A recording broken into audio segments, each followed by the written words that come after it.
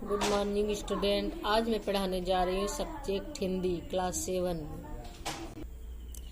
पिता का न्याय चैप्टर का आज दूसरा दिन है। हम पिछली कक्षा में आधा पढ़ा चुके थे, आज हम आगे पढ़ेंगे। विरोचन बोला, कोई बात नहीं, आ तो गए ना, आओ मेरी बगल में बैठ जाओ।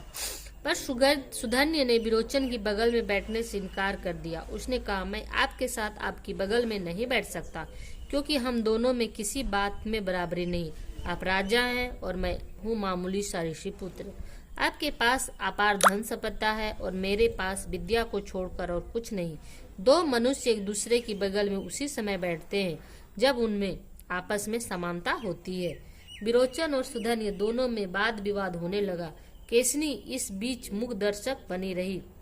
विरोचन अपने तर्कों में धन को महत्व दे रहा था, पर सुधन्य महत्व दे रहा था ज्ञान को। जब दोनों किसी निर्णय पर नहीं पहुंच सके तो उन्होंने निश्चय किया कि निर्णय के लिए किसी तीसरे व्यक्ति के पास चलना चाहिए।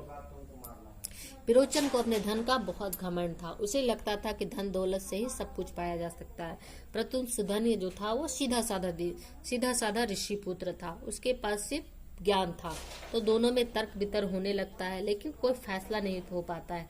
तो अंततः उन्हें लगता है कि फैसले के लिए हमें तीसरे व्यक्ति के पास जाना चाहिए।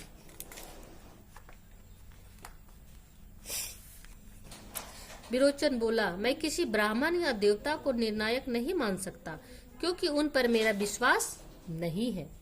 सुधन्य ने कहा, ठीक है, अब ब्राह्मण और देवता को निर्णायक मत माने।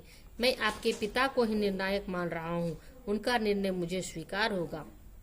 विरोचन प्रश्न उठा, क्योंकि उसे विश्वास था कि उसके पिता का निर्णय उसी के पक्ष में होगा। वह सुधन्य को लेकर अपने पिता के समक्ष पहुंच गया। दोनों ने अपनी अपनी बातें कहकर उनसे प्रार्थना की, कृपा करके बताइए, हम दोनों में श्रेष्ठ कौन है? विरोचन ने कहा, संसार में धन ही सब कुछ है, बिना धन के कुछ नहीं होता, अतः धन के संग्रह के लिए ही प्रयत्न करना चाहिए। पर सुधन्य ने कहा था, धन नाशवान है, नाश होने वाली वस्तु का संग्रह कभी नहीं करना चाहिए। संग्रह उसी वस्तु का करना चाहिए जिसका विनाश न हो। वह वस्तु आत्मा के ज्ञान को छोड़कर और कुछ नहीं है। विरोचन धन को महत्व देता है और सुधन्य ज्ञान को महत्व देता है। विरोचन का कहना है कि धन को संग्रह करके जमा करके रखा जा सकता है, लेकिन सुधन्य कहता है कि अगर धन को जमा करके रखेंगे तो उसका नाश हो जाता है, लेकिन ज्ञान का नाश कभी नहीं होता है।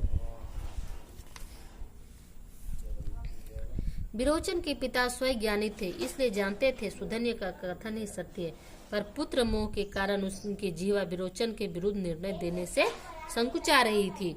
वो जानते थे कि सुधन्य का ही कथन है जो कह रहा वो सही है, लेकिन फिर भी वो अपने बेटे की मोह में ऐसा नहीं बोल पा रहे थे। वे कई दिनों तक द्वंद्व में फंसे रहे।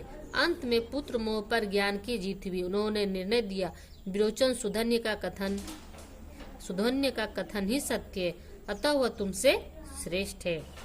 सुधन्य और केसरी का विवाह हो गया।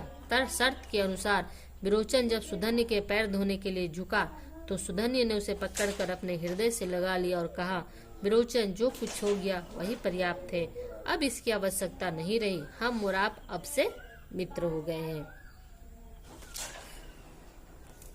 तो बच्चों, ये आपका शब्दकोश है, वर्ड मीनिंग। जैसे औदित्य, इसे आप लिख लीजिएगा यहाँ से लेकर के यहाँ तक कॉपी में, और इसे याद कीजिएगा। आगे बढ़ते हैं।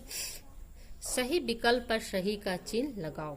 राजकुमारी की ख्याति कहाँ तक फैली हुई थी? सही जवाब है देश विदेश में।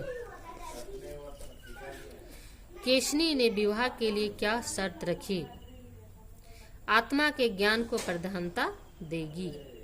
केसनी के पिता ने क्या किया? घोषणा करा दी। प्रधानता शब्द में से प्रत्यय अलग करो।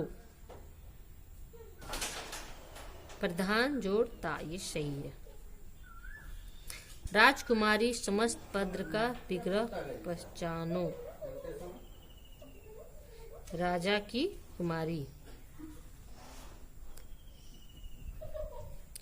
तो यहाँ तक आपका आज पढ़ाई हो चुका है। आप इसे एक बार घर में और पढ़ेंगे और जो बताएं उसको आप बना लेंगे। आपका होमवर्क है।